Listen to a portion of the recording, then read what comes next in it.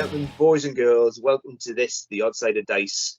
The Odd Side of Dice will follow the adventures of two 40-something gamers as they delve into the myriad of games that are available today, and also look back at some old titles that were found on the shelf and dust off.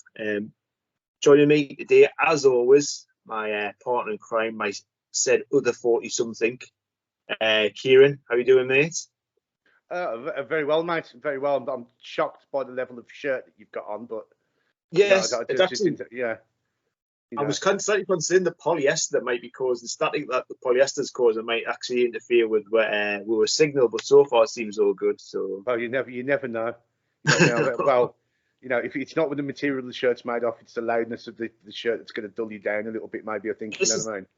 This is the quiet one as well. I left the bright one upstairs. Well, that's fair enough. If anyone wanted to be able to date this episode, they would be able to do it now, because they know it's got to be some kind of Christmas episode because of the special shirt that's on. I didn't have my Santa hat on, but it was just too hot in here, so that's probably the polyester again. Yeah, maybe, mate. I tell you what, though, actually, I was thinking about the intro yesterday. And it's. I mean, we'll be doing this. We'll be 2 years now. We've been doing this, isn't it? And what it's the old 240-something gamers. I'm 48 next month, mate. We've only got a few more years before I'm gonna have to. We'll be officially great. Change it. Great. We're gonna have to do that. What is it? The 21st Century Fox instead of 20th century, yeah. We're going to have to update the logos and everything, are we? Yeah, we're going to go for odd-sided dice searchlight or something like that. We can be something like that, maybe something like that. Yeah, we can go with something like that, definitely. Yeah. So how you been anyway, mate? Because it's been absolutely ages since we've had a catch-up one thing and another. I mean, like we're just talking before we start recording. We haven't even had a proper chat since Salute, and that's over a month ago. Yeah, I mean, we had. Obviously, it was getting towards the end of the year. It's various work things that always crop up, isn't it? Yeah. It's real life and stuff like that. But yeah, so I mean, we were in the same room and the same conversation when you had Paul on from Empress, which was the last episode we did. So, well, the last episode that we put out. And then obviously, yeah, and then we've got this one as well. I mean, we we're going to try and get a few more in this year. We'll probably touch on this going forwards a little bit, but we realised that we probably need to have a think and step up our game a little bit. And a lot of things that are coming, we're banging our heads together, and a lot of suggestions are squirreling through in various conversations that we're having, etc., etc. So we'll see what next year brings out of it. But this is just our, ode to that what was, and it's our little Christmas present episode, isn't it? Because we've got something nice coming up after we've done our little introduction together, isn't it? Yeah, definitely. Yeah. Actually, one thing I was just thinking there when we're talking about, we could maybe do this in the new year. It's been a little while since we've just done an episode of me and you together, but I think the last 2 years we've done a sort of like almost like a year-end sort of episode, haven't we? With top 3 things and that kind of thing. We could maybe do something like that again. But again, that's just dawned on us there. But we'll see. Well, yeah, we got. There's a few ideas. There's a few ideas floating about where we want to probably take what we're doing not a little bit more seriously, because we don't want to take it serious. It's not serious, you know what I mean? But just be able to iron out a lot of the still teething troubles and stuff like that we've never really got rid of, and just maybe plastered over a little bit, and then they've come back and bit us in the proverbial for a little bit. So I think it's just time just to step up and let's see where we can go, see where we can take it, and then because like you're saying, mate, you're getting on a bit. Yeah. You know what I mean? You might not be around too much longer, mate. You know what I mean? So, mate, we might as well get it in now. I know it's me saying it, you know what I mean? But there you go. So we'll say. Anyway, good stuff. Let's get on the main meat of what we've got. For everyone else who's sick of us waffling on, they'll be thinking, I know why we never listen to this rubbish. Well, that's it. It is one of them ones. Yeah. So, after the proverbial break, we come back with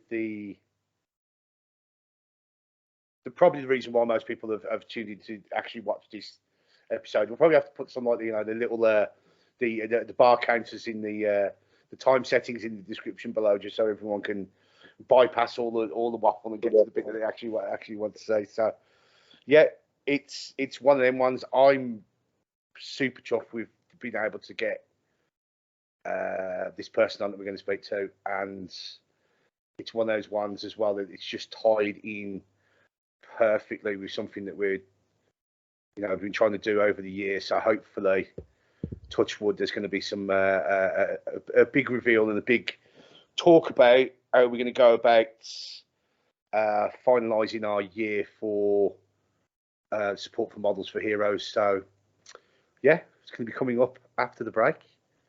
Fantastic. So now and again on this poxy little podcast, now and again we have someone of international fame, perhaps. Now I know he's, I'm going to put him on the spot now, and I know he doesn't appreciate being loaded up like this. But look, everybody, it's Sam Lenz. Look who it is. Yes, all you audio listeners, look, close your eyes and imagine, and there I'll be. We're doing both, mate. We're going to be doing audio and video, so everyone can see your brand new abode that you're stuck in. So it's a good job you dressed this evening, aren't you? From the waist up, yeah. Oh, fair play to you, mate. I'm wearing some. I paint miniatures. I don't often get fully dressed in denim, but if we're this is visual as well. Might be able to lift my leg high enough to show the Zubas that I'm wearing. Fair play, mate. Fair play. Got these black, white, and red pants that are just way too huge, but boy, are they comfortable. Good man. Well, this is yeah, mate. Yeah, so, dude, thanks for coming on, mate. Thanks for coming on. I know we've been talking about it for a couple of months, dragging you on, and it's finally come to fruition, hasn't it? You know what I mean? So it's we've been looking forward to this for quite a while to be able to get you on and have a chat. And then when we posted up the bit about you actually coming on, we had literally dozens of messages saying, "How did you manage that? You're a poxy little so like YouTube podcast with that's 80 or so followers, and you can get someone like that to come on and says, well, a lot of the times all you have to do is strike up a conversation and ask in the first place, isn't it?" The power of asking. Yeah, you'd be surprised. I'm always down to talk miniatures. I try to respond to everybody, and I definitely do not see myself as a big deal, and it's humbling when other people do. I appreciate that, but I just love painting miniatures, and that's all I see myself as. I don't have a big ego about this at all. Yeah, I mean, nobody should. That's true. I mean, I did try and think about how I was gonna, while sitting at work today, acting like I was doing some work-related thing, but really I was typing up all the questions and doing everything else that I was, not supposed to be doing. I did have a think to myself about how I was gonna introduce you in. I thought to myself, well, do I give you the big, rattle off all your, your successes, your awards that you've been given and stuff like that? And I thought, because me and you have been talking for a couple of months now, on and off over the old Instagram, and we'll get into the reason why we started talking a little bit later on. But it's like you say, from what I know, you just seem like a complete down to earth soul. He was in it more for the laugh and all the rest of it and doing it. And it's just one of those things that you're good at what you do, mate. You're a master at what you do. So it's going to get to that point where you're going to get some notoriety across here, there, and everywhere, isn't it? And that's a necessity to, like, my goal is to make a living being an artist. That's what my goal has always been. So I have to put my work out there and make a name for myself in that regard. So yeah, it's cool when there's a response, when you announce my name or something on the podcast, but on your page. But yeah, as far as like achievements and stuff, I think everybody will probably just know me from their own individual perspective. They just know me for what they know me for, and maybe they've seen like a speed paint that I did, or maybe an award-winning piece. But everybody has their own perspective and things they enjoy about this hobby and stuff, and so they'll just know me from whatever they know me. I guess.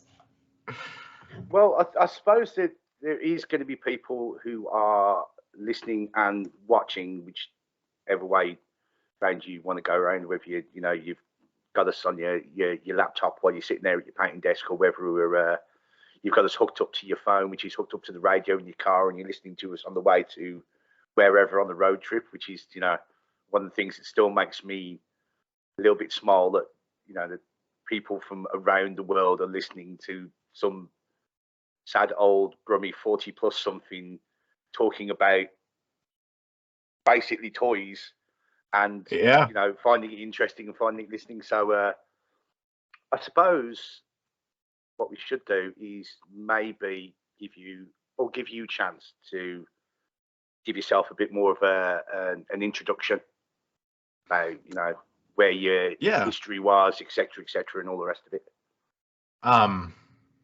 Yeah, sure. Geez, I don't know where to begin exactly, because it's been a lifelong passion for me. I got into like model airplanes and stuff. I think that was my first introduction, and through my dad. And he was never a Warhammer player. He just liked building models. Then my oldest brother brought home that first box of Space Marines, the RTB01, that first like Rogue Trader box in the ivory plastic. And then my dad like saw that stuff and was like, oh, this is really cool. So, of course, appreciated like cool models. But yeah, like my brother and I getting into it. And God, I was young. Like I played in second edition. I'm 37.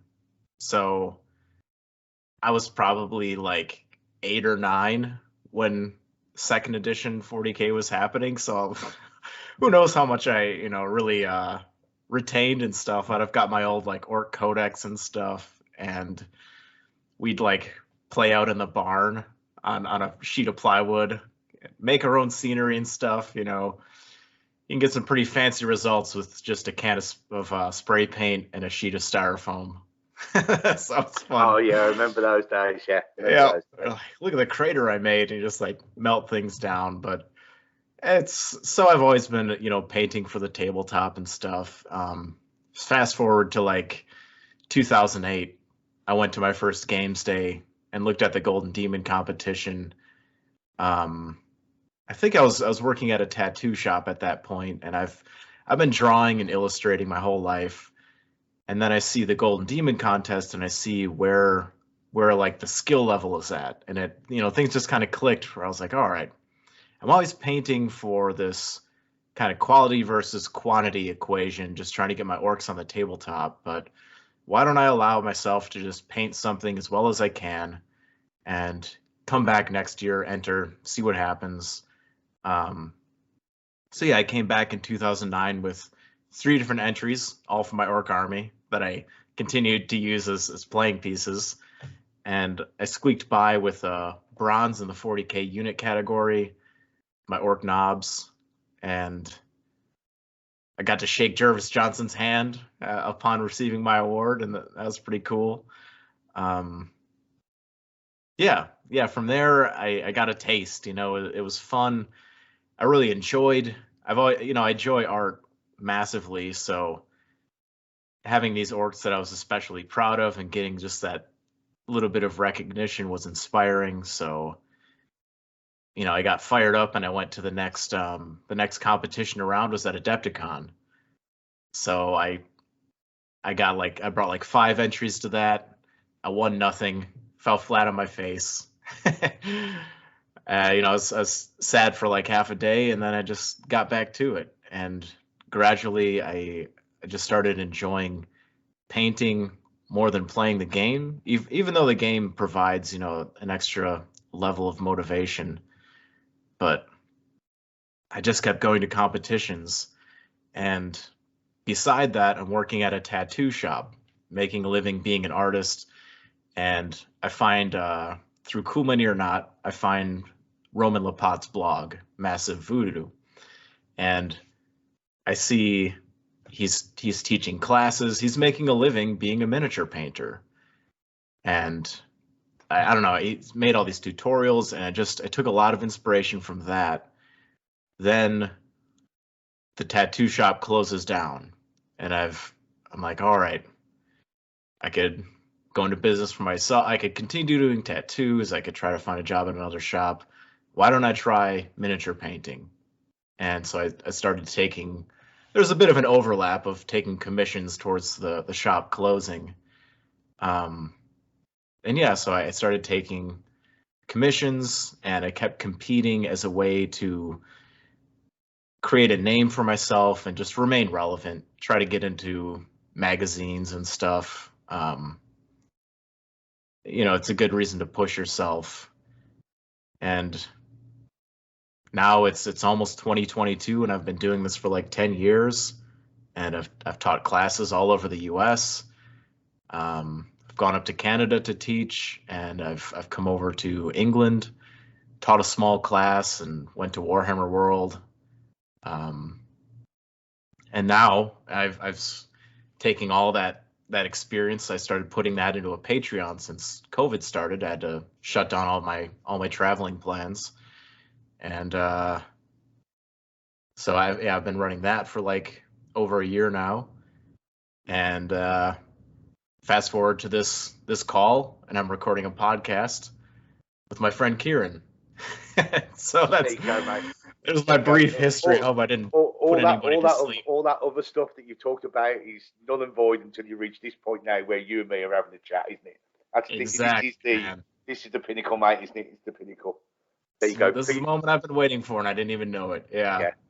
Feeding my ego even further. Thanks very much. I'll be struggling to get through the door in a minute. Yeah.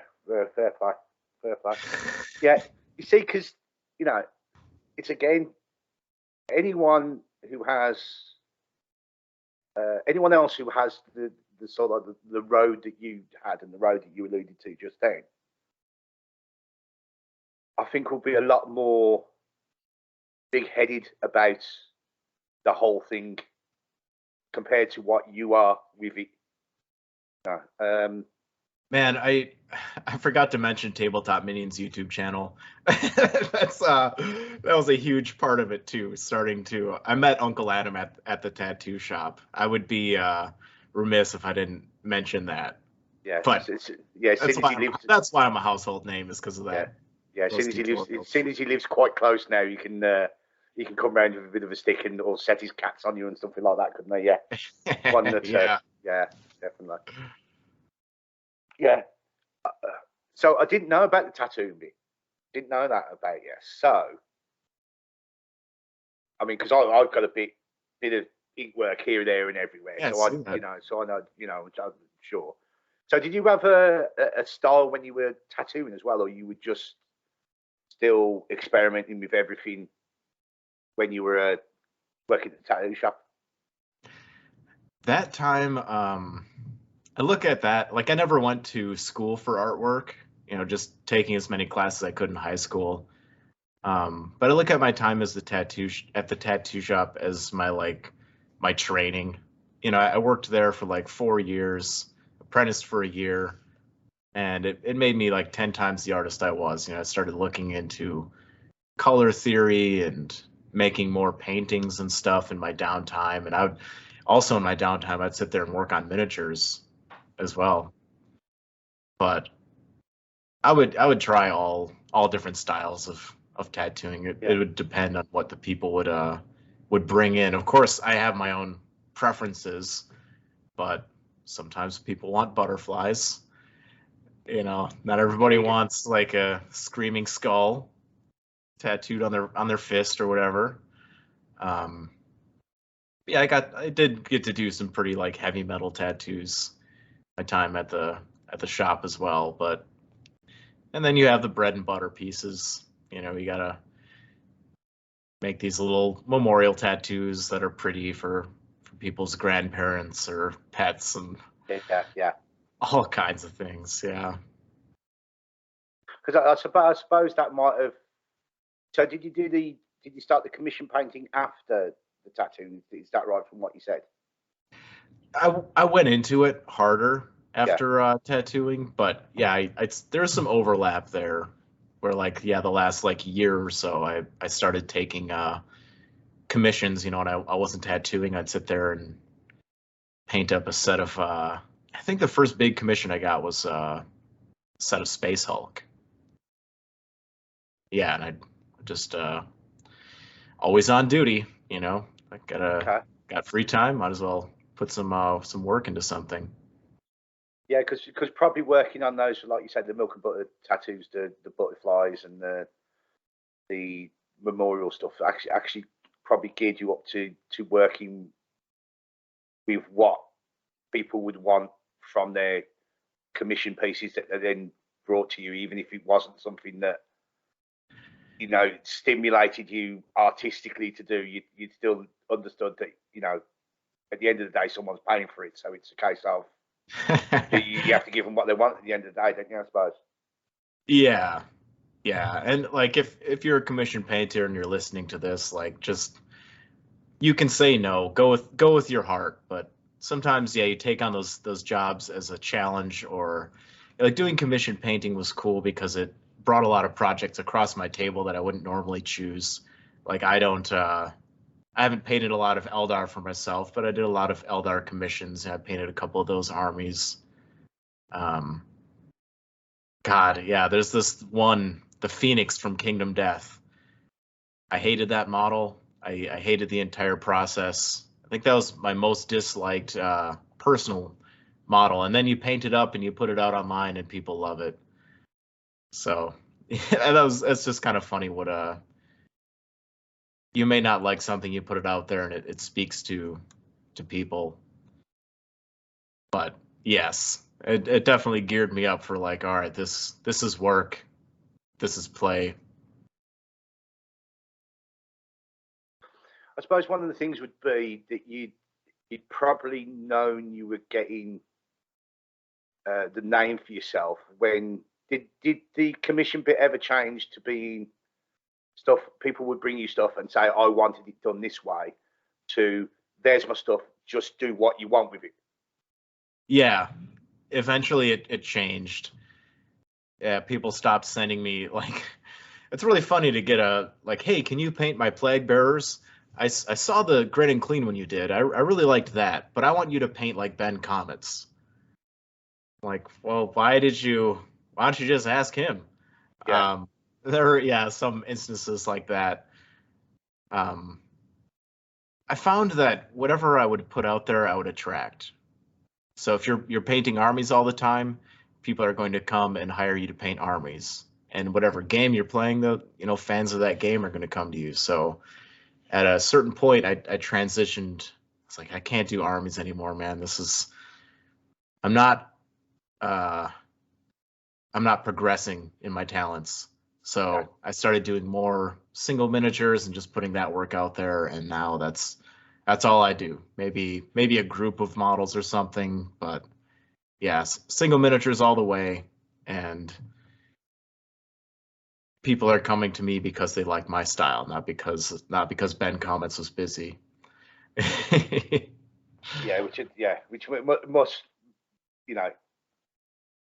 again, it's sort of like, you know, you must be able to sort of like, you know, sit back a little bit at times and go, well, you know, have you reached that goal of being the artist that you crave? If people are coming to you and just asking you to do your thing and stuff like that, that must, you know, I mean, I would never know any, you know, part of my life that probably would compare to the sense of, I don't know if I'm bigging this up at any point.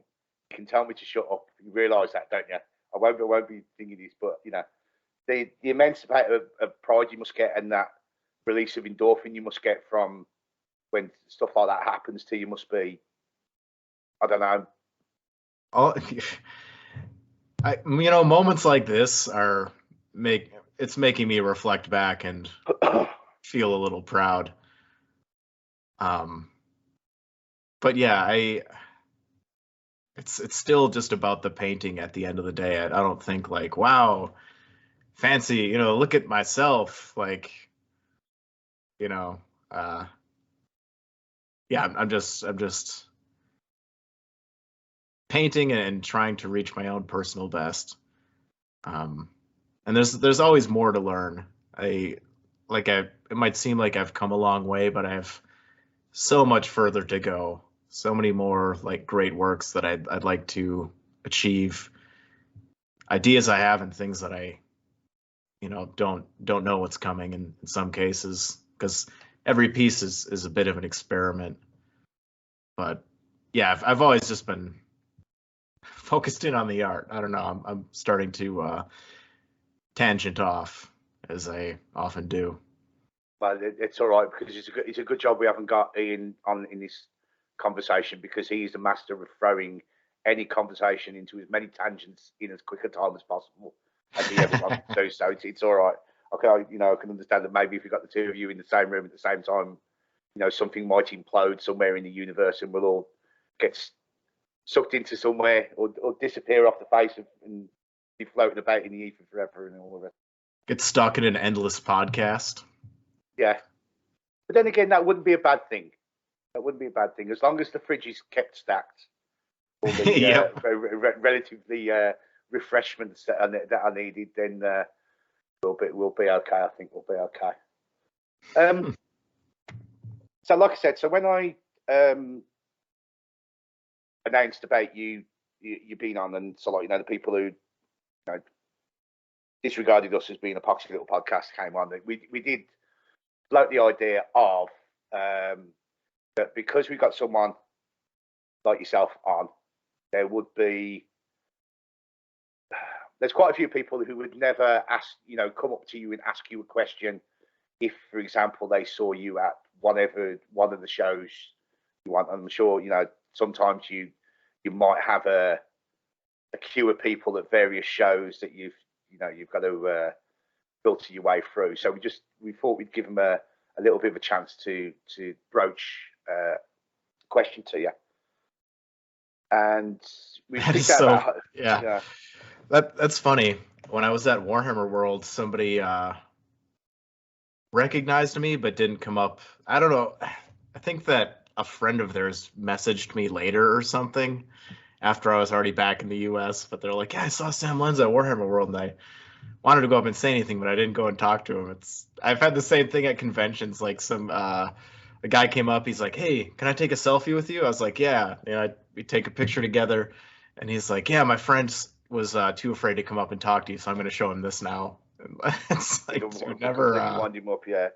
Yeah, come and talk to me if I'm at a convention. It's fine, man. I'm there to hang and chat with people and answer their questions as you're about to get into. That's it. So we thought we were going to get a bit of music for this bit, because when we talked about it being the hobby guru pit. So I was going to get a bit of T-Rex on, you know, Metal Guru. Instead of Metal Guru, it was going to be Hobby Guru. Is it you and all the rest of it? So we're going to put that over the top, but it's going to be paying of royalties, isn't it? So we're not going to do that. So you can have my 2-second snippet of singing it badly, and that's all you're getting anyway. Okay. Oh, but if people know, they know. I know that song. Well, Hobby Guru, is it true? Yeah, there we go, mate. There we go. Don't sing it another time, because if you sing it once more, then we'll have to pay for it for royalties. Yep. Okay. That's it now. You're going to sneak it in at some point now. And I can see your devious mind already working. Where can I biting my that in tongue a little bit later? That's it, mate. That's it. Right. So we're not going to put any names to these anyway, because a lot of people will be able to go on and see where the questions have come from anyway. We did have a couple of that were private ones that they didn't want to put on the main part. Okay. So let me get my glasses on so I can actually read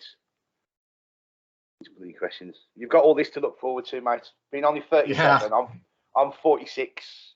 You're going to get, that what is it? The Great Escape. Donald Pleasance in The Great Escape. I don't know that one. Don't know? No, doing all the forgery in the World War II camp, and because he's working so close to everything, he goes selective blindness, and he can only see really close up, and he can't see anything else. So, glasses, mate. Glasses. Oh God, can't wait. Yeah, it'd be great.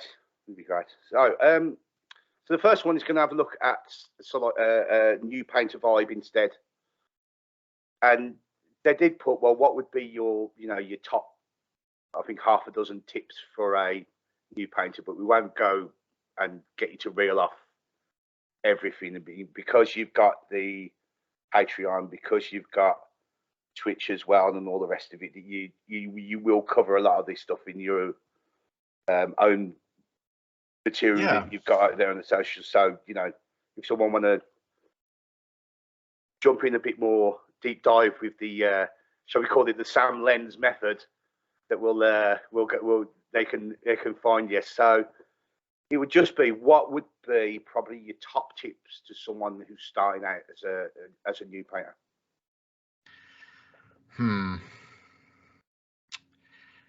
Learn to wet blend straight away. Figure out wet blending, which I have a video intro to wet blending on my YouTube channel. It's, I have a Patreon as well. I use a lot of wet blending there. Learn to wet blend. Seriously, it's not that hard. Take a day and just sacrifice that evening or whatever time you have to learning a technique instead of trying to finish a model. Not everything has to be done. We have so many extra miniatures laying around that you can, and you're going to buy more. Sacrifice it to the great learning, and just, not every sketch in the sketchbook has to become a fully rendered painting. Use a good set of brushes. Spend the extra money. Get some Rosemary & Co. brushes. I like those. I have a set of brushes through Monument Hobbies. There are many popular brand names out there of brushes that are good. Get those. Invest in some quality tools for yourself. Even the Games Workshop brushes are not bad. But just, don't, buy some like $2 brush for your fine detail. And I say that as the guy who uses cheap, large synthetics for most of the work. I wasn't going to bring that point up. I wasn't going to bring that point up at all. No. I've got like the $3 synthetic brush, and then I have the like $20 Rosemary & Co. Size, like fine detail brush. But yeah, don't be afraid to invest in some good equipment for yourself.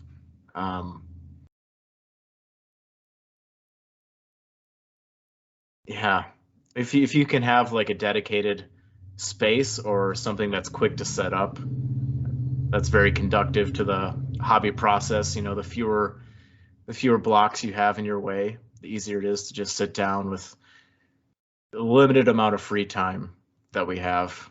I know not everybody can wrap their life around miniature painting, but hopefully, you have the space to have a dedicated area, or I've got like a toolbox that I use with all my paints and everything I need in it. And I can take that anywhere I go. Follow the muse, like whatever.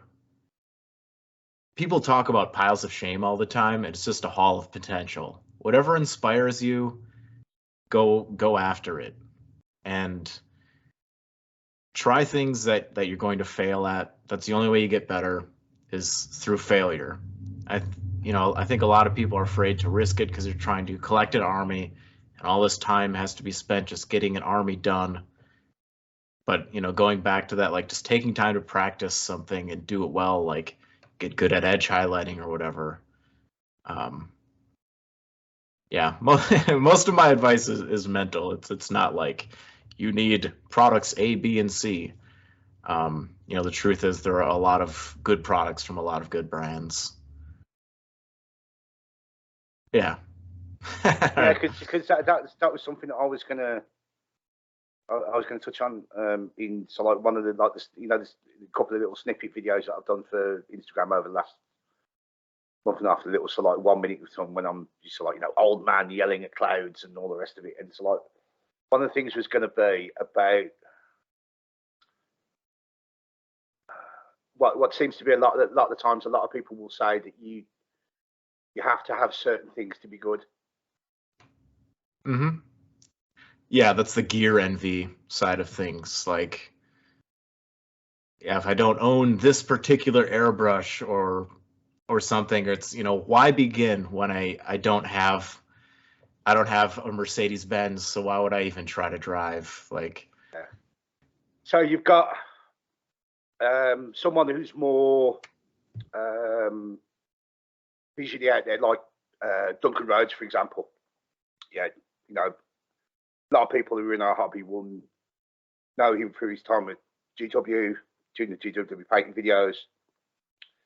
And I heard someone talk at my local hobby shop probably a couple of weeks ago. And was saying to somebody else who was at the shop, who was obviously in the stages of starting to get a handle on the whole painting thing. And we're saying, oh yeah, if you buy his set of paints, Duncan Rhodes paints, you're automatically going to be better than if you buy another brand.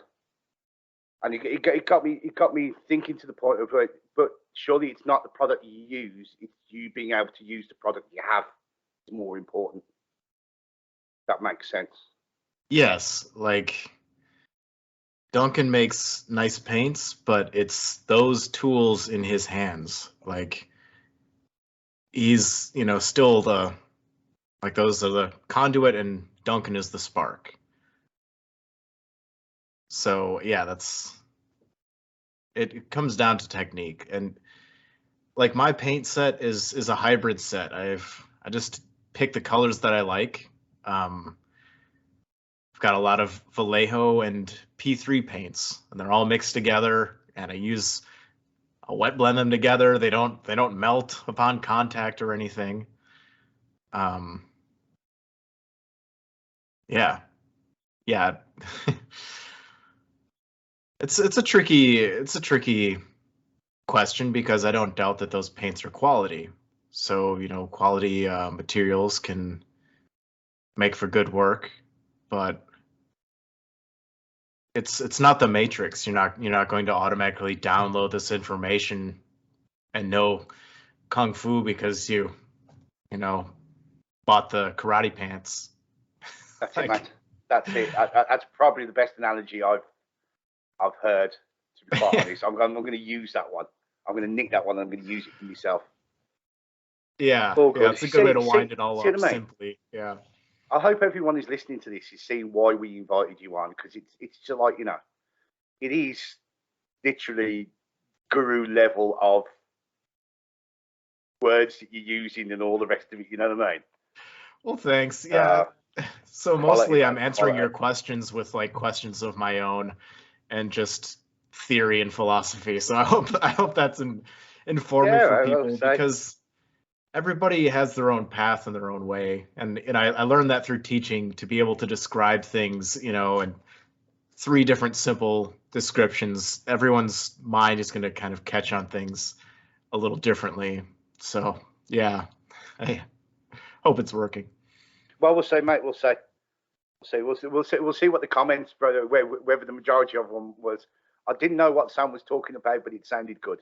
If we don't get any of those comments, we'll be all right, won't we? Yeah.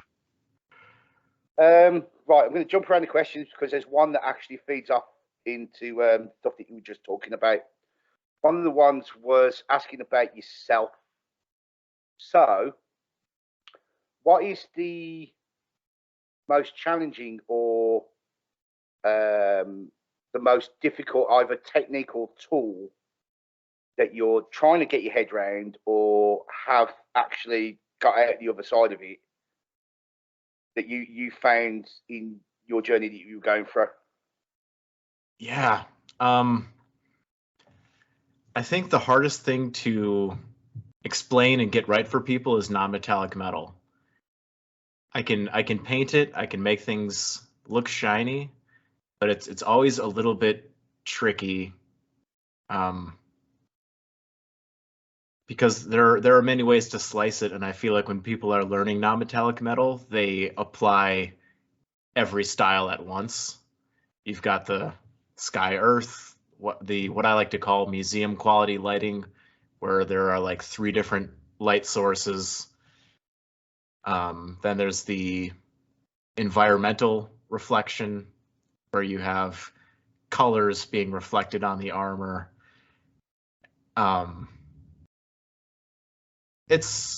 I can describe it, but it's, for non-metallic metal, it's like seeing is believing. And also the observation of materials. A light absorbent object versus a light reflective object will behave differently when they're placed right next to each other under the same light source. But yeah, I still don't feel confident in teaching, like going to teach a seminar on non-metallic metal. Like, we have an hour and a half together, and you're going to fully understand how, you're going to be able to do this perfectly every time, because yeah, it can be so different, and there are so many right ways to do it. There's no fixed answer. Just make it look shiny. But yeah, non-metallic metal, everything else is simple enough for me. I just want a firmer grasp on everything. I want to constantly be better and improve. Okay, well, let's watch this space then, because seems like your ceiling is already. If you're pushing through the next one, mate, I don't know where we're going to go. With level you've got. Let's have a look. Let's have a look at the other questions. Okay. So, do you having talk about the non-metallic metal with that one?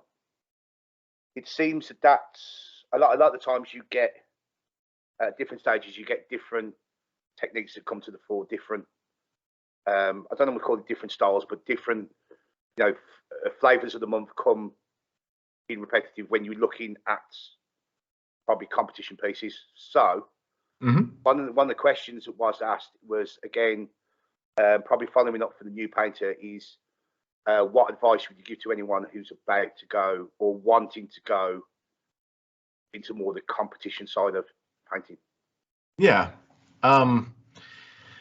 So that part about every piece being an experiment, be careful with that. When you're going into a competition, you want to play to your strengths, do what you're most comfortable with, and put your best foot forward. Sometimes you may want to try like adding water effects to something, and you have maybe only done it, twice in the last 2 years, and you're going to screw your piece up by kind of shooting for the stars. Play to your strengths. Play, what you're most comfortable with. But also, think of this like a sort of a track and field event.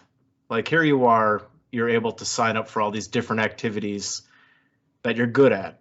I'm good at sprinting, I'm good at pole vaulting, I'm good at the shot put. So that's where you enter. So like I'm good at Space Marines and non-metallic metal and faces and freehand. Hit all those switches. You know, you're there to demonstrate your talents to the judges and try to display a variety of those talents. Does it have a strong, I like a big scenic base, that every model is a cinematic snapshot. So, what is the stage of warfare that we're in? And break out of the box a little bit there. We can go past the brown dirt and green grass. Create something much more narrative. Am I good at OSL? I want to put that on display as well. But so it's like a dangerous game because you want to sign up for as many of these categories as you can to fully display your talents. However, if you're lacking in one of these areas, you could be punishing yourself more than you're helping yourself. Like in the case of OSL, if, like, well, I'm actually kind of bad at this, and it brings the piece down. There's also that. It can be a distraction from an otherwise well done piece. So that's my general advice on that. Yeah. When you've been to countless competitions and stuff like that, and there's always sort of one thing, because I'm a teacher by trade, as in my normal job as well.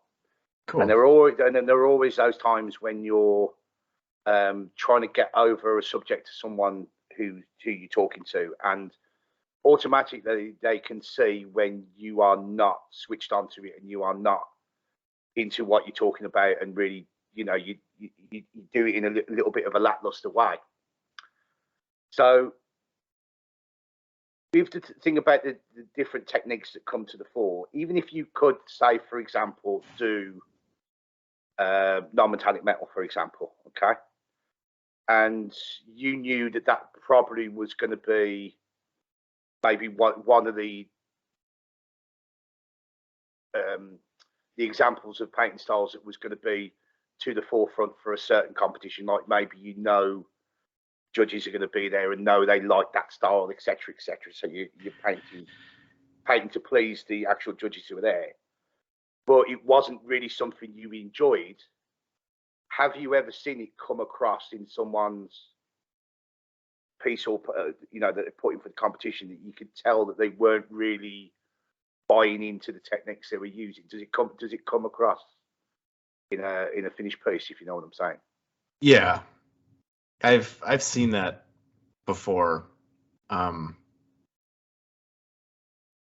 Yeah, like competition is not necessarily the time to experiment. You want to do something, of course, that's like fun for yourself. So that might be something a little bit new and different. I think like the biggest question that it comes down to, of tying all that together, I look at the piece and I ask myself, does this demonstrate a mature understanding of the miniature painting art? Yes or no? And then from there, you start to slice the pie and figure out what is good about it and what's unique and different about it than other pieces. Because I've seen people get feedback the night before and then go and try to make all these changes and have it hurt their score. Because, they're like, oh, okay, I can do all this directional lighting, and it's something I've never done before. Of course, like figuring out what you would like to do on a competition piece, experimenting on some other projects, and then, getting good and then applying that to your competition piece. There's also a route. It's not like just don't try. Do what you're good at, and if you're bad at something, get good at it. Yeah. Golden Demon, I don't know, man. Like it seems to be a very different. Of course, they want to pick something that's good, but that is the competition that makes me like second guess my choices the most.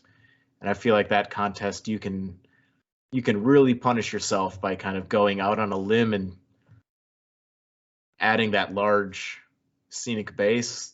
There's just more area to be judged, and it seems less of an artistic competition and more of like a mathematical kind of competition.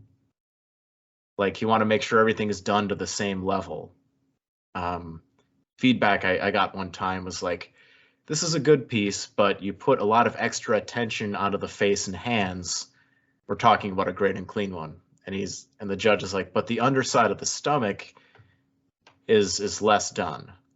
And that was intentional on my part. I was like, okay, like let's say the stomach goes up 3 levels and the face and hands, they go up through like 7 levels of highlighting. That actually like hurt my score. And it made me feel like if I would have only done 3 levels of highlighting on the face and hands, that it would be a more mathematically sound piece. And it could have done better in the competition. But it's by the same token, they're not going to pick something that's bad. And it's very confusing, the Golden Demon, and you'll get that from a lot of people. It's, Games Workshop, they're after a certain style, and I suppose you could say that about every competition. But GW, they have their own style that they're proud of, and some artists' styles match better with that than others.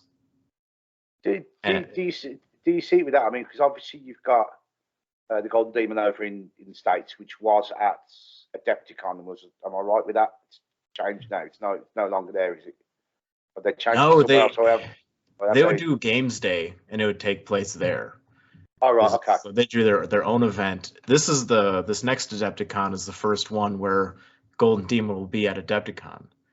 That's where I was getting confused, because I know there was a change from what was seen as the competition that was at Adepticon. I don't know if it had stopped or become Golden Demon, so I didn't know which way round it was. But obviously, then we've got the UK version of the Golden Demon, which actually happens on the UK Games Workshop's game day. Is there a difference in style between the two? I don't think so. No, is it all pretty homogenous with what people tend to put in for the competition compared side by side with each other? I think it's all under the same kind of rubric for as far as how the judging takes place, which I have no idea if they're just going, doing a point scale and they've got like 5 areas that they're looking into or what. And then it's always going to come down to this subjective opinion. And yeah, you never quite know what judges are thinking, and everybody has their own.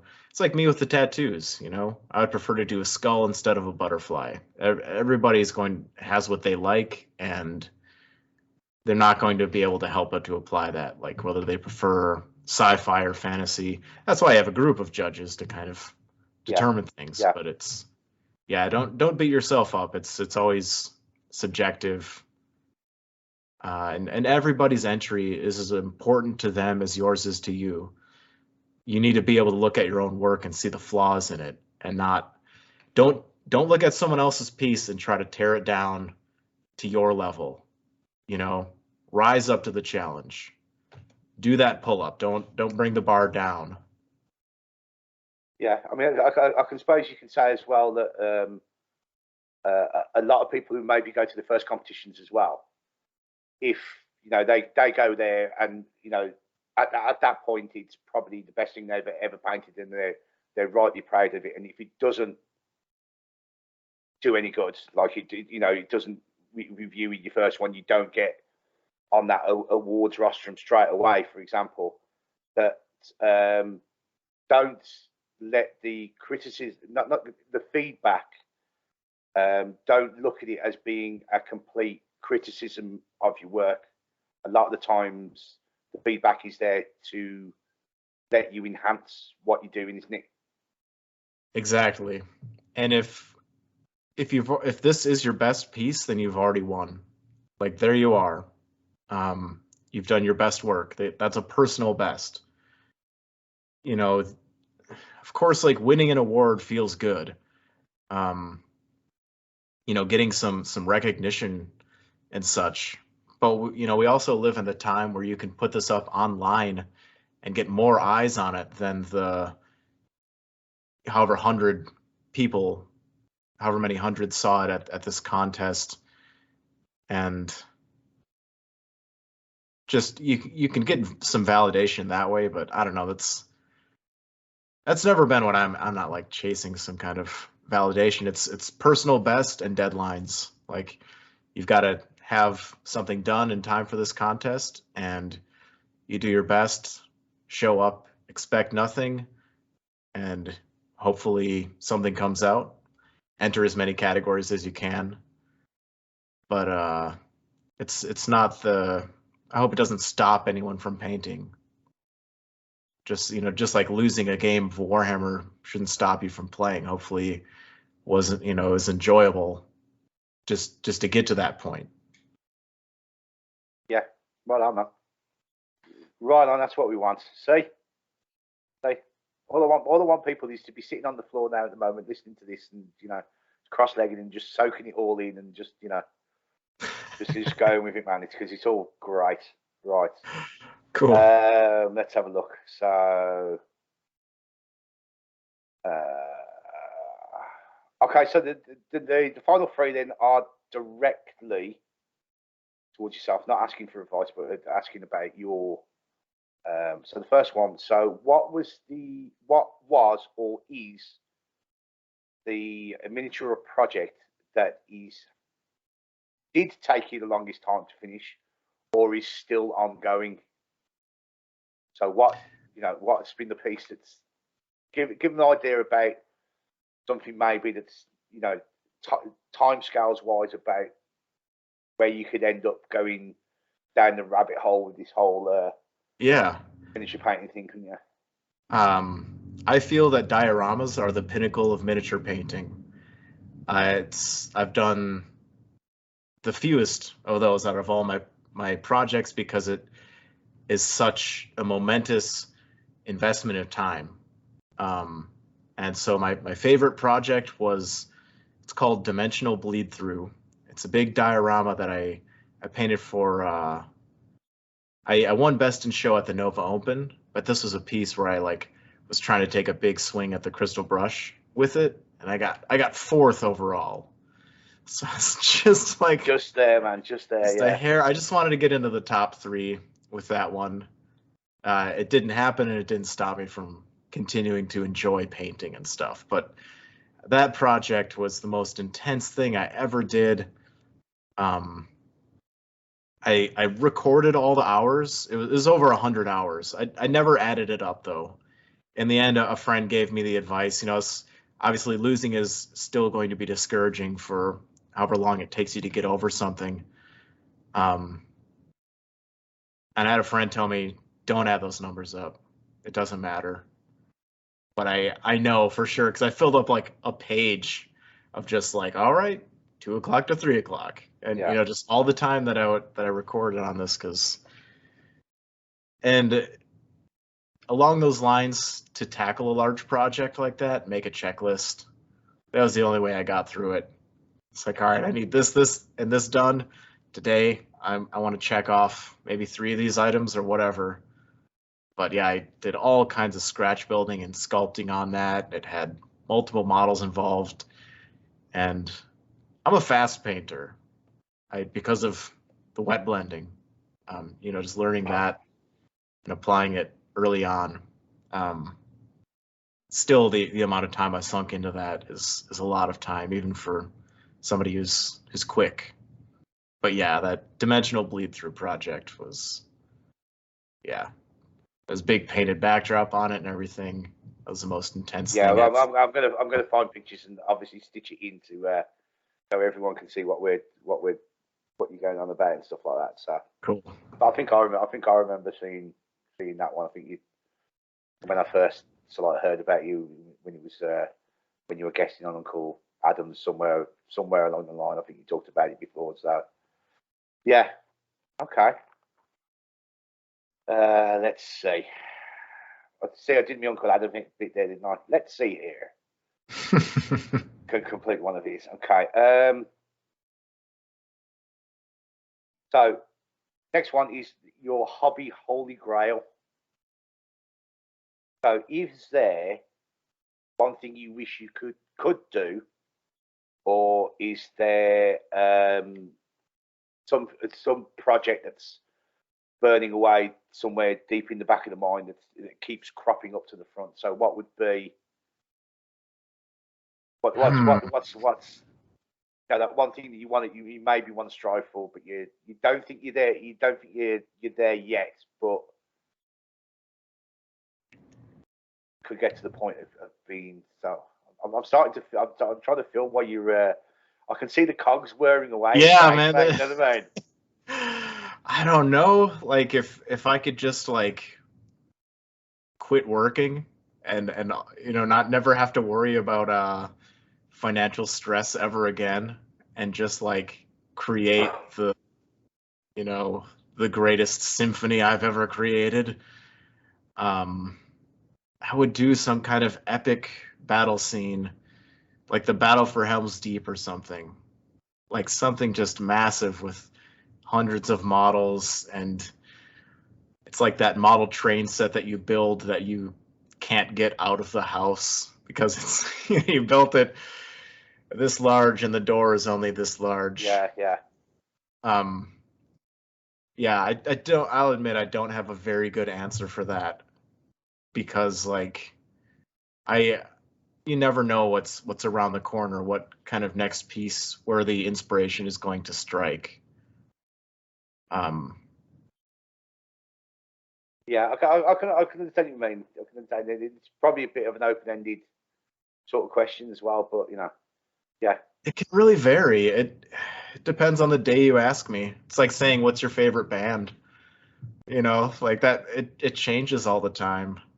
Yeah. But yeah, I guess just a larger diorama. Okay. Okay. So you never know. In years to come, we might have an old a Sam Lenz table somewhere in the Warhammer World Gallery when you finally achieve something that massive. Yeah. Yeah. Or are we going on that? Are we going on that scale? Yeah. I'll bring it over on my own boat. Yeah. Yeah, man. You might as well do. Right. So the last one's probably quite a straightforward question again. Probably not. We'll see. So, if you had to have your hobby time over, can you think of the one thing that you wouldn't have done or would have done slightly differently than what you've done? If I was to have my hobby time over, you mean like I can never hobby again? No. Stuff that you've done up until this point.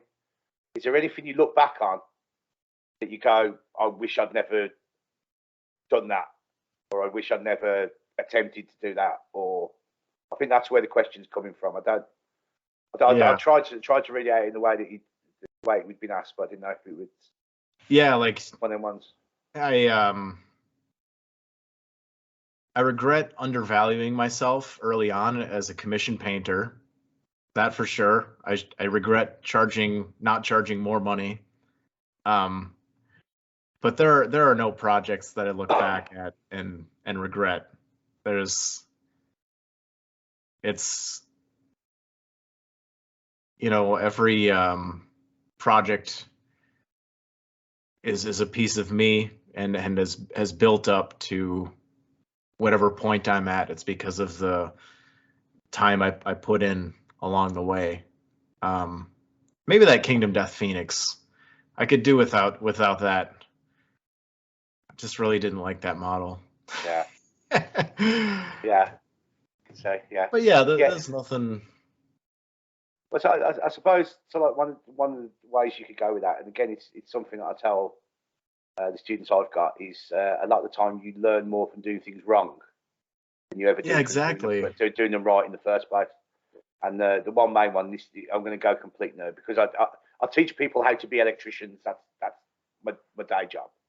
Okay. So one of them is looking at Tesla when he was working out how the the incandescent bulbs that we've all got in our houses and stuff like that, and he got to about, I think it was about the 350th time before he got it right. Yeah. So someone asked him, well, how come it took you 350 times to get it right? And he says, no, what I did was I took 349 attempts to work out how not to do it. So it was when I got to that 350th that it worked. So it's one of the things you always learn. I always say you always learn more by the mistakes you make. You ever do of doing something perfectly first time round, don't you? That is the best advice. Failure is the essence of learning. Yeah, no one ever I would love to be able to do a flip, but I'm never going to be able to do that if I don't practice jumping first and probably fall on, which was why I won't attempt a flip. I'll fall on my neck or something. But that's why, yeah, I don't regret anything I've done because it's all part of the greater mass of learning. Yeah, and even I got a hold of some of those pieces that I painted back in second edition recently because my dad had some of them and he gave them over, and they're some of the worst models ever painted. It was just there's gloss varnish on everything. I glued sawdust or something for the basing material. I used some kind of pet bedding and glued it along the rim of the model. But even then you could see it was those old second edition orcs that are just in the same pose, but I would chop the elbow or rotate the wrist or something. You could see the experiment starting to happen. But I can have that piece and I can hold it up next to that diorama that I did for Crystal Brush, and sure, this one that I painted in the beginning is bad. It doesn't even matter that I was a kid. Everyone's gonna start at their own age, their own pace and stuff. It's never too late. Yeah, it all, every event just adds up on top of the last one to get you to the point that you're at. So the great learning. Yeah. I could. There you go, mate. I'm Well done, rambling. mate. Well done. Well, hopefully, everyone who did put those questions in, thank you very much, first of all. And hoping that you got or maybe not the answer you wanted, but you definitely got, I think, the answer you deserve to each one of these questions. So hopefully it's thought provoking. Yeah, hopefully so. Hopefully so. Right. Yeah, we've been going for an hour already. It hasn't seemed like an hour, has it? Oh wow, yeah. Such times. Time flies when you're having fun. So I bet we better talk about something that's coming up that's got, well, first of all, it's the reason why me and you started talking. Yeah. And second of all, it's something that we're going to push towards the start of next year, because it's going to be going and helping a very good cause that people who have listened to this podcast before or who do know the Untitled Dice podcast, that we've been doing for 2021. We've been pushing to try and give some support for Models for Heroes. Now, we started off at the start of the year for the first 6 or 7 months where I was keep bashing models, and then those models would go on eBay, and then people would come along and bid on them, etc., and then add them to hopefully whatever armies or whatever collection we've done. I've not seen any one of the ones that I did painted yet, although I always say that when I send them off, say make sure that you let me see what you've done with them after you've got them. But I've never seen one of them painted up and finished yet. I wish. So anyone who's bought one, let me see it, because I'll be chuffed to see it, especially in someone's army alongside a load of other figures and stuff like that. So while I was doing it, So while I was doing one of those models, I don't know, did you comment first or did I? No, I commented to you first, didn't I? Because it was during one of your, I don't know if it was Twitch or whether you went, where you had a live video or something on, and you had Saxon on in the background, didn't you? Okay. I don't know if you remember this, and I think it was. I think you might have been strange. You might have been Strangers in the Night that you had on in the background. And all I did was put a little comment. Said, mate, if you painted along to Saxon, mate, you know. I was painting my Warcry table. That's what it was on. Something like that, yeah. And I think Princess of the Night. That was it. That was it. And just that little in started us chatting, starting us exchanging messages on the old Instagram, which is how every friendship has ever been made in the past 20 years. It's over some kind of social media nowadays, anyway. So it's making it different. Right. So we started talking, didn't we?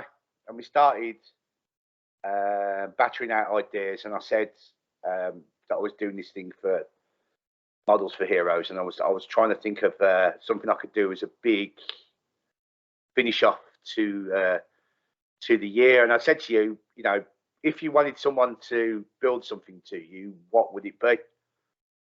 There you go. Can you explain why you come up with your choice?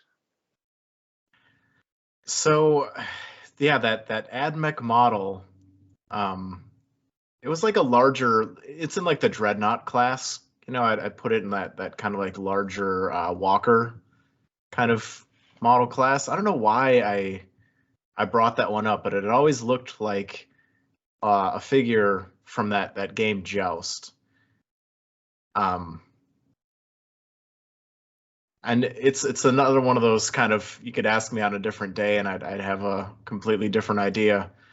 But I just kind of had seen that vision, and the AdMech, I'd never painted an AdMech model, and maybe I had seen something you had kit bashed around that time as well that motivated me to talk about the AdMech specifically.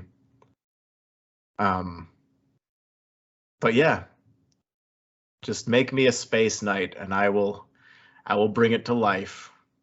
Yeah, so it got to the point where, so like, you know, Sam had put down the challenge to make the game Joust. Now, if anyone doesn't know the game Joust, Joust was around in the, was it early 80s? Yeah. Around that? Yeah. It's funny because I'm not a video game person either. Yeah. I've played like 6, but I remember having that one on the computer. Yeah, it was totally, you know, for all you people who have like the Xboxes and the PlayStations and all these consoles now, where you've got the technology to make something as lifelike as possible, you know, you're spoiled. Go back to the 8-bit generation where everything was made up of little cubes that used to dance across the screen. That's when true gaming was true gaming. Yeah. So we had this idea. So Sam had this idea, and I thought, right, okay, let's have a look and see what I can come up with. And it was more not from the actual game itself, but it was more from the artwork that you used to get on the packaging of these games, because the artwork on the packaging of the game was far superior than the quality of the image you got off the screen. And it used to flatter to deceive you about what you were purchasing off the you know. And ain't that the truth? Yeah.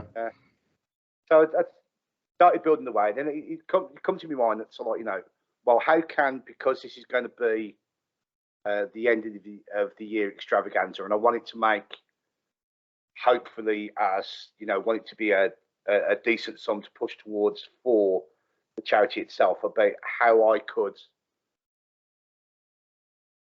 work the project that it would push it on to that next level.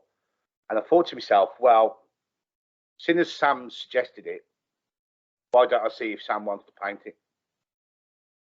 And that's where we are at the present, isn't it? Yeah. So yeah. It was built, it was put together, it was wrapped in God knows how many levels of bubble wrap and polystyrene and boxed up and sent through however mail that I managed to get to it, and it worked its way from the UK over to the shores and into the hands of the hobby guru that is Sam Lenz, and he's worked his magic on it, hasn't you, mate? All right. I gave it my best try. Yeah, and this was really fun because I've never painted something that someone else built. You know, it's a combined vision, so just that alone was like it was cool to collaborate. Yeah. I mean, we have talked about we're going to do some more of these down the line somewhere along the line, aren't we? Because I think both of us have got a little bit of a buzz from doing it. But again, I didn't think that the kit bash, although looking back on it now, I think that's probably one of the best ones I've done. But I was feeling a little bit of pressure with that one because I know that it was going to end up in your hands and you were going to apply your paint to it. So I had to in my mind, I had to try and make sure that it was, gave you the best canvas to be able to do what you do. Yeah. So, I know I sort of push myself a little bit. I mean, I tried stuff on that I'd never tried before, like that, the magnetizing the wings on the side so the wings could come off it, stuff like that. That was very helpful, and it's going to be helpful for the return shipping as well. Yeah. Because now this model has to make its journey all the way back overseas in a time when the postal service is just clogged. So. Well, I was going to think about this because this now comes into the announcement now what we're going to do with that model. So I thought, although I'd love to see it in the flesh, so to speak, I think that if it ends up going to someone on your side of the planet, there's no point in you sending it to me to come back across. Yeah, on the game, that's true. You know what I mean? So we'll see what we can do with it. Okay. Now, the idea about this model is that it's going to end up in someone who's listening to this podcast. It's going to end up in your hands. Now, I was umming and ahhing about which way to be able to do this, but I didn't want it to be ending up that it just ends up with the person who has the largest pockets, the person who has the availability to put the biggest bid on it on eBay or whichever way round we went about selling it. So what we're going to do on I don't know whether I'm going to do it on the Instagram page or on the Facebook page for the podcast, is I'm going to set up a donation thread for going and making a donation to models for heroes through the actual page itself. And basically what would happen is it doesn't make any difference what your donation is, whether it's £1 or $1 or whether it's £50, $50 or whatever. You give whatever you can give to the charity. And basically for everybody who donates, everyone's name will go into a pot. And then in a month or so's time, when we finalise about when the dates are going to go off, what we'll do, we'll come on, we'll go live, we'll get everyone's name of everyone who's donated, and we'll literally pull a name out of the hat. And I think to myself that maybe is the best way to go forwards because it gives everybody a chance. It's fair to get hold of the model. It's fair, it's straightforward, and it's not just based on how big a credit card you've got and all the rest of it, isn't it? You know what I mean? Are you in agreement with that? Because I've sprung that on you this bit. We haven't really discussed about this bit. No, that's cool. I think about when I give models away on Twitch for donation goals, the same kind of reason. And if you can game the system a little bit, like let's say you'd like this piece to be in your local game store, maybe try to get your gaming group to all throw in a donation. So you've got, 10 names in the hat or something. And then it also goes for, to the public. Yeah. You know, it just goes on display at the store, or you all take turns holding onto it week to week or something. But yeah, that's the fair way to do it. Then everybody's contribution has the same value. Of course, you know, be generous with, you know, give with your heart and all that. Yeah, I like it that way. Yeah. Yeah, I thought so. You know, and it's one of them things as well. If so, I know we've got ourselves. We've got a few friends who are in the hobby business as well. If there's anybody out there who'd like to donate something alongside it, so we've got more than maybe the main prize of the Robo Chicken to give away, then you know, get in contact with us and we'll see if we can get probably a little bit more of a prize pool together rather than just everyone going for the one draw. So at least it might hold a little bit of more interest for more people, knowing you've got more of a chance of getting something. Oh yeah. In the long run, you know what I mean. But we'll see. We'll see how. You know, we'll see how Christmas goes, and then after Christmas, we'll see how how generous they are after Christmas, and probably kick it off for the month of January and see what happens. Wait for people to get their tax returns. Then you strike. When does that happen in the States? Just so we can talk to it, because that's not until April time in the UK, so it's a little bit down there. Yeah, it's around like springtime, so maybe we don't want to wait that long. Just a thought. Well, mate, yeah, you know, it's one of them ones, you know. One of them ones. We'll see how it works out. I mean, you know, to us, it's not about the amount of money that we're going to raise with it. You know, I've got no illusions that, you know, it could make £40 or £50, $40 or $50 or whatever. But it's just the fact that all that money is going to go to helping out the charity, and that's the main bit. It's one of the reasons that I did the kit bash models during the year. It's one of the reasons why I did this. Is, you know, I'm sure it's got a reason why that yourself agreed to spend some time painting it through, that you were going, you know, it was going to help out down the line. So yeah, so watch this space a little bit. Watch this space, and then hopefully, when this podcast comes out, when I've edited it all together, when I've got rid of all my coughing and spluttering out of it that you might have heard and all the rest of it, and hopefully there'll be a bit more of a planned idea, and we'll see going forwards. But anything else you want to add to that? Are you happy with that? No, man. Sounds like we have a plan formed. I'll definitely promote it when the time comes, and you know, make a command on my Twitch stream and put it on Instagram and Facebook and just spread the net. Yeah, we'll do good.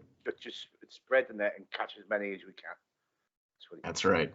Yeah, that was rolling the Bible and Pokemon in together, which is the two greatest religions you can have, isn't it? Yeah. Well, according to my kids, it is anyway. Well, it's definitely the Pokemon bit anyway. I know that much. Oh yeah. That's what they've been turned on to now, being 10 and 9. So they're at that age where they're just becoming game curious. So we'll see what happens. Fingers crossed for Warhammer. Yeah, you're like, yes, this is where it starts. Well, we'll see. I mean, because my daughter's artistic. She you know, she loves nothing more than I can. You know, she's got a table here. She can sit at the table, get her pad out, get paints out, and she'll be quiet and happy for hours at a time. You know, I've had her painting models with me, and we've been, you know, obviously she does the main part of it, and I might just like tie the edges up and stuff like that. But when I've been trying to show her how to do things, I mean, there's stuff that she's done at 10 years old that smashes me out of the water already. So I'm trying to get so like an inbuilt paint studio into my own family. So like when my eyes finally go and the shakes come on, I can't do any of this fine detail stuff. I can just say, there you go, daughter. There you go. Sit down and sort that out. Yeah. You're all right. Yeah, but the other game is what's the other one? Gaslands. They like a bit of Gaslands. Okay, cool. So yeah, like I don't know. Warhammer is my blanket term for miniature gaming. Just call it all Warhammer. Like, yeah, rolling dice and all that jazz. Fair play. Right, so that probably brings us to the last bit. Now, this is going to be the new thing that me and Ian have come up with. We're going to have a competition between the guests that we have on these episodes. And we're loosely titling it, Does the Guest Know Best? Okay. What we're going to do, we're going to choose a specialist subject for you. And we're going to ask you a series of questions based on that subject. Now, for whatever reason, the maximum amount of points you can get in this competition is 7. We're going to have a leaderboard as we go through. So you're going to be the inaugural name on the leaderboard. So you're going to be top of the leaderboard till at least next month. But we'll see how long you can last at the top. Okay. All right. So me and Ian were having a discussion, and we were thinking about what subject we could ask Sam Lenz about. Now the easiest one to go with, well, we're going to ask him about miniature painting, aren't we? And we thought, no, we're not. We're gonna tie in 2 of probably your main loves. Okay. Miniature hobby and heavy metal. Yes. So we're going to look at the crossover between hobby and metal. And more importantly, we're going to look at the crossover between GW and heavy metal music.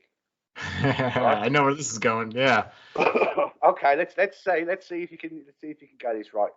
So we've got a series of 5 questions, but in the last question, there's 2 bonus points you can get. So this is where we get the 7 points in total. Why we ended up at 7 points, I'll never know. Why did we just think of asking 3 more questions and get you up to 10? But we'll see where it goes. So Okay, are you sitting comfortably? Yep. Fully adjustable chair. All set. Yep. So White Dwarf, back in their 10th anniversary year, in White Dwarf number 95, issued a flexi disc that came with that edition. So question number 1 is, what was the name of the band? And question number 2 was, what was the name of the song? So I think the band was Sabat. And I don't know the name of the song. I remember seeing that. That's a little before my time, but I'm a fan of Sabat or Sabat. Maybe I'm pronouncing it entirely wrong, but again, with that name of band, it depends from what side of the pond you want. Because I know, a lot of people over in the States call it Sabat, but Nottingham it's Sabbath, so it's one of them ones. It's where you're from. So you got 1 out of 2. So it was Sabat, and it was Blood for the Blood Gods. Oh man, that rules.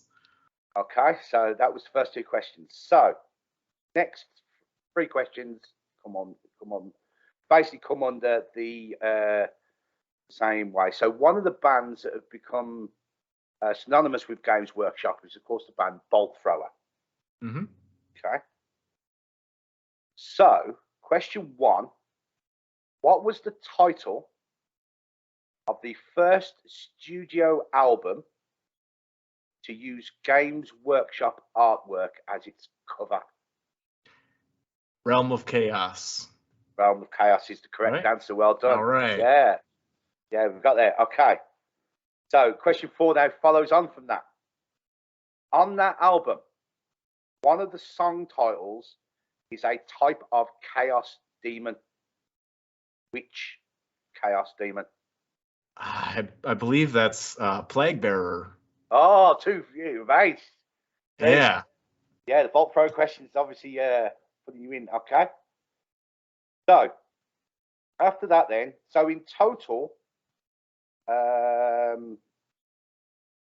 excluding Realm of Chaos, how many other studio albums used Games Workshop artwork on their covers? How many of the other studio albums used Games Workshop artwork?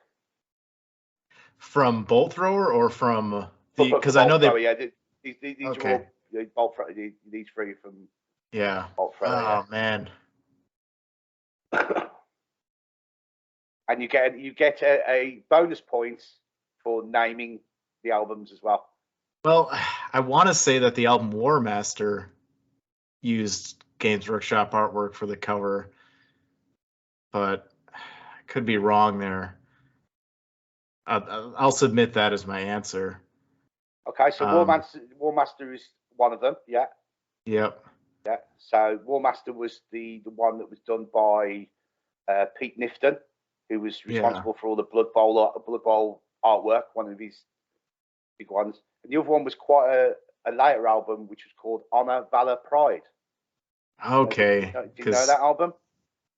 I don't. Yeah, I was trying to name them all in my head. I'm like Mercenary, The Seventh Crusade, War Master, Realm of Chaos. Those are the ones I'm familiar with. Okay, but for the inaugural attempt at doing this, so out of 7, you ended up with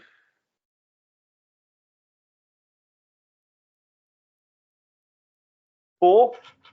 All right. So yeah, so I was just trying to work out which ones I could give you. So you got a point for Sabat, point for Realm of Chaos, point for Plague Bearer, and then a point for War Master being the album. So 4 out of the 7.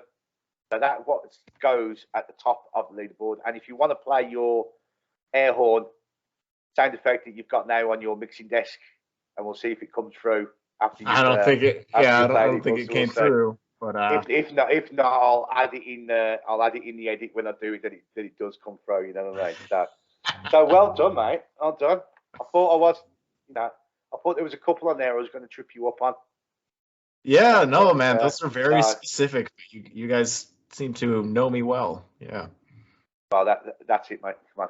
We know you're the most metal of hobby painters that graces the YouTubes and the Twitches and stuff like that. So we had to go down that way. Where we're going to go through for future guests, I have no idea. It's going to be a complete. Right. How many tangents we can go off for future guests, but at the moment, you sit top of the leaderboard. So well done. So you'll be top of the leaderboard. You'll be top of the leaderboard at Christmas. There you go. You'll be nice. number 1 at Christmas. There we go, mate. Yeah? I can feel the breeze up here at the top. Good man. Good man. Well, I think that's pretty much that time. Almost cool. An hour and a half of hobby goodness from across the pond, from one to another. And to be quite honest, I don't know if you've noticed anything, but I don't think there's been any gremlins that have come in at all. I don't think there's been any stuttering or anything. I can't remember any. So obviously the internet gods have been smiling on us. So that's all going to be good. Yeah, I think Zinch rules the internet. Okay. Just trying to think, have I got any models of that anywhere? No. So I better not say that because now it's all going to come collapsing down around my ears. Yep. We have been blessed on this day. So. Right, so I'll give you last words to sign yourself out with, and then we'll well, it's an evening for me, obviously. From what it seems out the window, you've got the back of rather a nice-looking sunshiny day pouring through the window. I have about 40 minutes left of daylight here in Wisconsin. It'll be dark in about 40 minutes, and it's just about 4 o'clock here. But you can find me online. Check out my Patreon, Sam Lenz Artwork, Samson Arts on Twitch. You can just look up Sam Lenz on Instagram or the Sam Lenz Artwork on Facebook as well. And also remember, in artwork, there is no law, to kind of quote Bolt Thrower in this. In war, or in battle, there is no law. But in artwork, there is no law. There are only suggestions. So never take anyone's, statements as just the be all end all.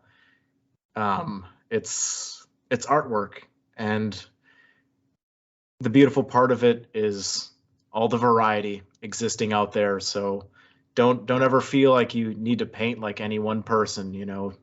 Every piece is unique to the individual, and find your own path. Take a bit of what I say, what others say, mix it all together, do your own thing, and enjoy what you're doing. There you go. How can I follow that? Guys and girls, thanks for listening. Thanks for watching. We'll be back next month with in 2022. Again, a year that's gone by far too quickly for my liking, etc., etc. But let's see what we can do. Until that time, be good to each other.